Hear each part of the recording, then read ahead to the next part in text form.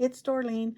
After I completed, or I was about 3/4 done with this 2-page spread, I realized I should have done a processing video for it. So instead of doing the processing video, I'm going to talk about what I did. So I have 1, 2, 3, 4, 5 4x6 photos, and I was able to cut this one in half because it's just a scenery photo, and little tiny right there is my husband. You can see him right there. When I was laying on the beach. So we went to a beach in January. So it wasn't like your, summer flip-flops and sandcastles type of beach photo, but it was definitely beach. And I found this paper line here. You can see the little seagulls.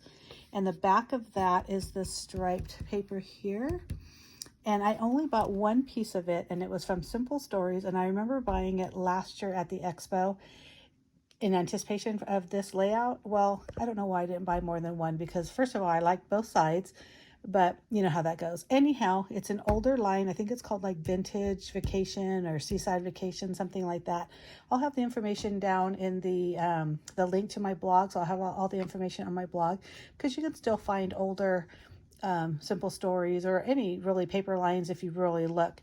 But anyhow, so that's the paper here. And then what I did is I had two pictures or papers. I don't know if you can tell, but it's one of those, those scenery type of papers that sometimes you get like just trees or shells or a flower field or something. Well, this happens to be ocean scene.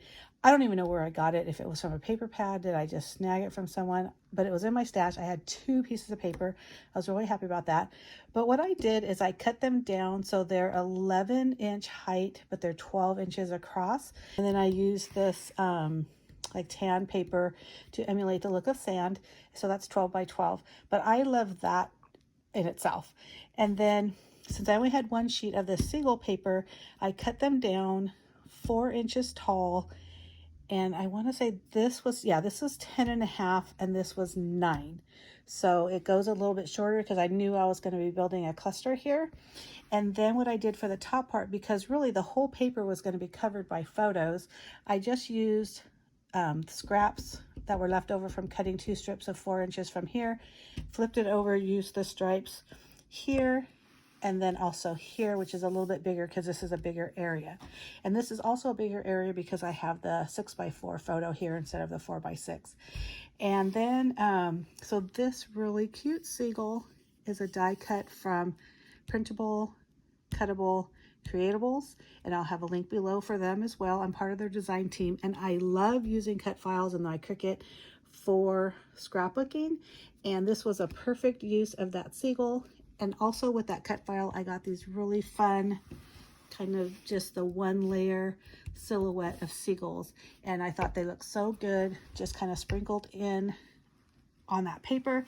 I also put one here on the journaling box. Sorry if I'm moving so quick. So the journaling box here, this is actually part of that. I cut it in half. I matted that. And then what I also did is I have this right here, and this was the back same line as the seagull paper, but on the flip side are these beautiful whales. Now we didn't see any whales, so I didn't feel the need to use it in this layout, but I really like I'm going to call them journaling cards, but you know how they always have the one page that has, this one had different sizes. They weren't just 3x4, but they were a lot of journaling spots, a lot of like stuff you can just use for embellishment. I only used, like I said, this one here. I thought I was going to do my main journaling here until I realized I really wanted to keep all this, and I wanted it as a base for my seagull. So I used this one here because there wasn't a lot of journaling. And then, like I said, I cut that off, and then I moved it and put the date. And then, so this little garland here, this whale, fish, and this beach, and this, oh, there's a bunch of pieces. That was all from a sticker set from the Dollar Tree. Yes, the Dollar Tree. They're layered. You probably can't tell too much, but I found them again a while ago because this trip was in January of 2022. So, over a year ago, and I just kept holding on to them. I'm so glad I remembered I had them because they look perfect for this layout. Again, beach photos, but not your, sunny day on the beach type photos. And then anyhow, so I added them kind of here and there. And then I grabbed a bunch of just random stamps. So these stamps are actually made for more for like scrapbooking. Oh, I actually had these little, like, I'm gonna call them arrows, but more like arrowheads, I guess. I stamped one type of font here, cut them out, inked them, and then I also stamped in a script mode, oh, a script font for mode there. And again, just a bunch of random stamping. And I did that in a like a navy and then also black.